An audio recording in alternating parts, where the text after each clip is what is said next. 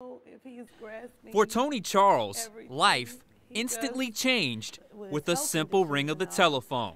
I received a phone call. It's about 11:30 our time, and it was his sister. And she said that I asked what was going on with Norman, and she said that he didn't get up, that he was dead. The Norman she was referring to was former Saints defensive tackle Norman Hand, whom Charles dated for 3 years and conceived a son with, 6-year-old Trey. He's familiar with death. He knows about death, but his dad's death, I don't know if that is, really gotten into it. Although the cause of death has not officially been determined, Charles and other family members believe Hand had a massive heart attack after battling weight issues his entire life. It was a constant battle for him.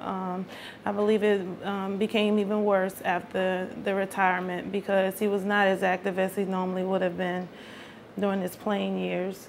Probably the smallest, if I can even say small for a guy his caliber, was when he played with the Seattle Seahawks, and he really felt good. He finished that season around 325 pounds, but Charles estimated he had ballooned to 365 pounds when he died.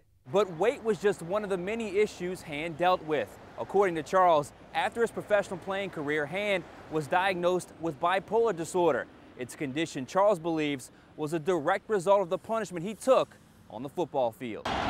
Clearly, he was not the same person. You know people from before his football life and during and after, and something definitely happened. He would go in these rages sometimes, and it was almost as if you didn't know who he was anymore because he would go into a rage, and that rage was sometimes witnessed by his loved ones, and that prompted his family to say, Norman, you have to get some help. You need to get some help. And I don't know all the logistics of it, but he definitely was trying to get in a study for former NFL football players that had injured themselves in some type of brain study. Hand unfortunately didn't live long enough to participate in that study. But Charles says that's not the Norman Hand she'll remember. The Hand she remembers may have had a large body, but had an even larger heart, especially when it came to his 4 children. He clearly loved his kids. He wasn't always able to do what he had to do for those kids, but he tried so hard. And a lot of people don't know that Norman has an autistic daughter that he had full custody of and was raising her on his own. And I just want people to know that yes, he was a good football player, but he was a great father and a better friend.